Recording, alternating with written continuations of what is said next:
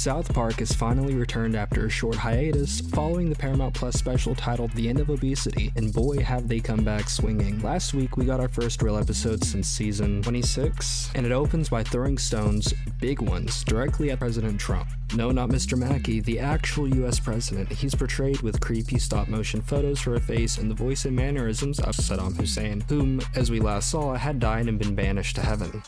But that's just the beginning. The president is in a straight-up abusive relationship with Satan, again mirroring Saddam Hussein's character. Satan also makes a glorious return to the series, and alongside a few character comebacks, we've also been hit with some pretty striking changes.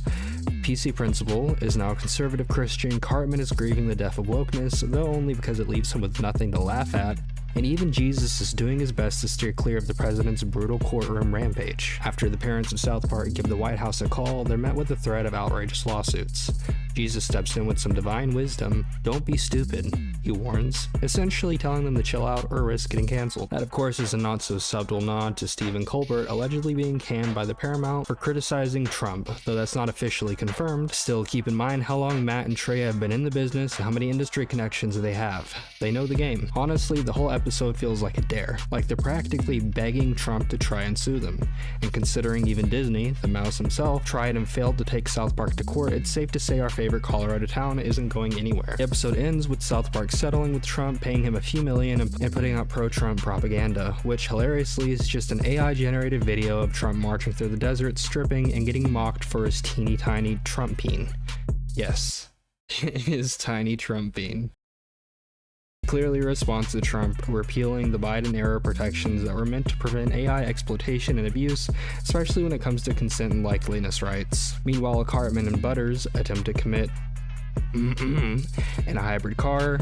It's a strange and oddly emotional moment, of course echoing a final conversation between Matt Stone and Trey Parker, who voiced both of the characters, almost like the two love-stricken heroes at the end of the line declaring "I love you" before everything fades to black. Naturally, this episode, being the premiere episode of the new season, stirred up a bit of rage within the White House, who responded with, "The left's hypocrisy truly has no end. For years they come after South Park for what they labeled as offensive content, but suddenly they're praising the show. Just like the creators of South Park, the left has no thing to original content, which is why their popularity continues to hit record lows. The show hasn't been relevant for over 20 years and is hanging on by a thread with uninspired ideas and a desperate attempt for attention. President Trump has delivered on more promises in 6 months than any other president in our country's history, and no fourth-rate show can derail President Trump's hot streak." Yeah, it's safe to say they're pretty pissed, and South Park definitely struck a nerve. A deep one.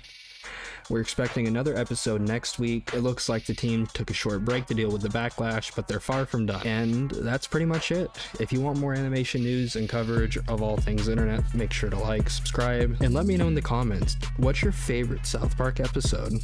Thanks for watching, and good night.